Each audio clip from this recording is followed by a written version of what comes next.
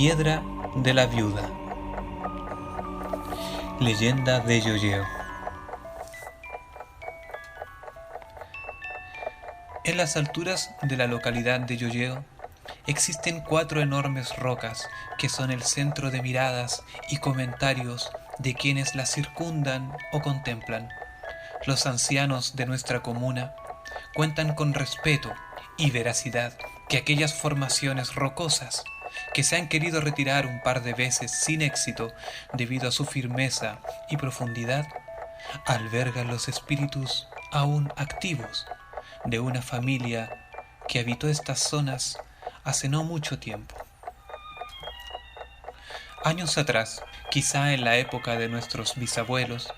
cuando la comuna de San Antonio comenzaba a poblarse más profusamente y se edificaban casas, poblaciones y villas, vivió en las zonas altas de Yoyeo, muy cerca de donde hoy se encuentran esas piedras, una sencilla familia. Esta se componía de una mujer encargada de los quehaceres del hogar, un niño de 7 años, una niña de 4, una pequeña bebé de tan solo 2 meses de edad y el esposo y padre, quien era el sostén económico de aquel pequeño grupo de yoyeínos.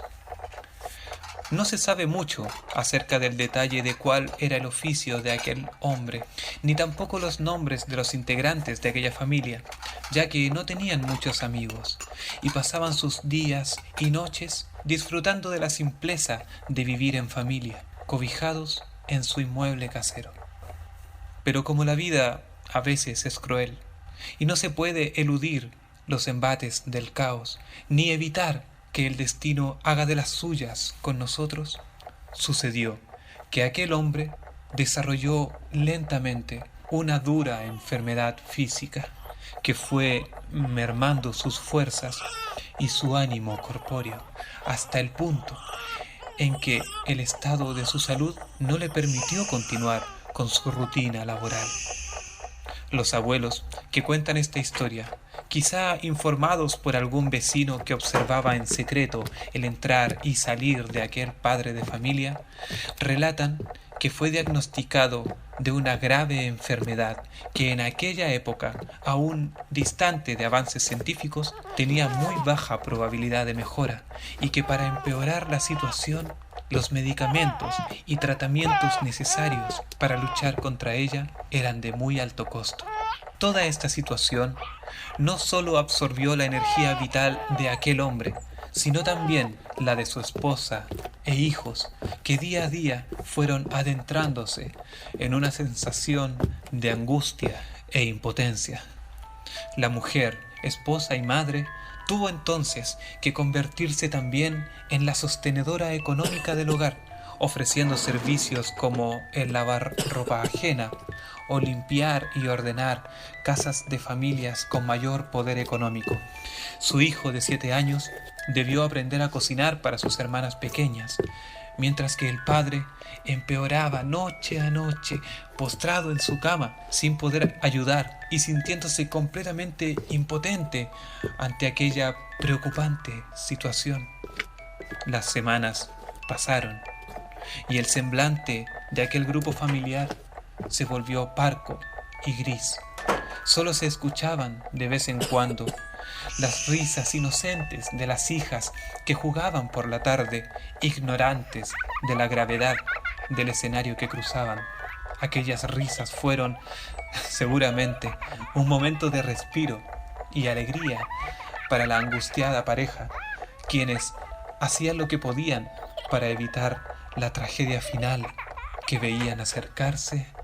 inevitablemente. Una noche, sin fecha definida, en que la vaguada costera opacaba la luz de la luna y difuminaba las formas de los cerros y los tejados de Yoyeo, se escuchó la emisión terrible de un grito de dolor desde adentro de aquella casa.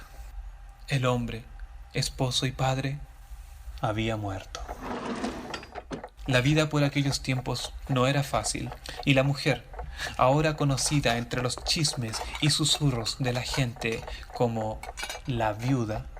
Debía redoblar esfuerzos para sacar adelante a sus hijos y mantener en pie su hogar. Pero a todo esto hay que sumar que la totalidad de los ahorros del núcleo familiar habían sido utilizados en el infructuoso tratamiento de la enfermedad de aquel hombre ahora fallecido, y que las ganancias obtenidas del entonces poco requerido servicio de lavandera y ama de casa no alcanzaban para solventar los servicios básicos de un grupo de 4 personas. Toda esta situación amarga y decadente sumergió a la viuda en una oscura depresión que la empujó a dejar de buscar trabajos y a solo observar cómo su vida, presa de un giro inesperado de la fortuna, se derrumbaba frente a sus ojos. Al poco tiempo, los ahorros se acabaron y ya no pudo costear el pago mensual del alquiler de su hogar, siendo desalojados por el arrendatario, quien al visitar el inmueble encontró muy pocas cosas, pues casi todo había sido vendido. El patio era una explanada de tierra seca y la sensación de las habitaciones era densa y desordenada. La viuda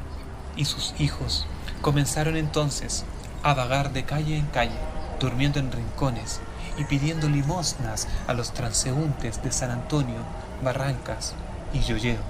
con un semblante cada vez más pálido y desanimado. Sin embargo, por esa época el dinero escaseaba y la mujer simplemente se resignó a perder la batalla contra su adverso destino. Con las últimas fuerzas que le quedaban, se refugió en su espiritualidad y junto a sus hijos emprendió una empinada caminata hacia la zona alta de los cerros de Llolleo, muy cerca de donde antes vivía junto a su esposo. Aquellas pocas personas que llegaron a conocerla cuentan que era habitual verla rezar a su Dios para que la librara de su penosa condición, y que quizá esa caminata fue en realidad una peregrinación para contactar a su divinidad y recuperar la felicidad, esta vez fuera del plano físico. Esa tarde fue la última vez que se vio a la viuda y sus 3 hijos. Se presume en algunas versiones de este antiguo relato que entre exclamaciones y llantos de fe, la mujer y sus hijos pidieron a Dios ser convertidos en roca para dejar de vivir aquella agonía y encontrarse nuevamente con el hombre que había partido antes que ellos. Al día siguiente, en que la viuda y sus hijos desaparecieron, algunos pobladores se acercaron a la zona en donde se le escuchó rezar, y con asombro, y casi sin poder creerlo, encontraron 4 formaciones rocosas inmensas que antes no habían sido vistas por nadie que cruzara esos parajes. Una de las piedras era enorme y otras 3 junto a aquella eran de mediana dimensión, lo que alimentó la hipótesis de que Dios, piadoso y benévolo, había culminado el sufrimiento de la familia, transformando sus débiles cuerpos en rocas. La historia se transformó en relato, y el relato se volvió leyenda. Más de alguien comenta que si se pone atención en el silencio de la noche, se puede escuchar aún el sollozo materno de la mujer, cuando el viento silba en los cerros llolleínos y la luna dibuja las hojas de los eucaliptos. Pero como con toda leyenda, el creer y no creer es parte misma del misterio.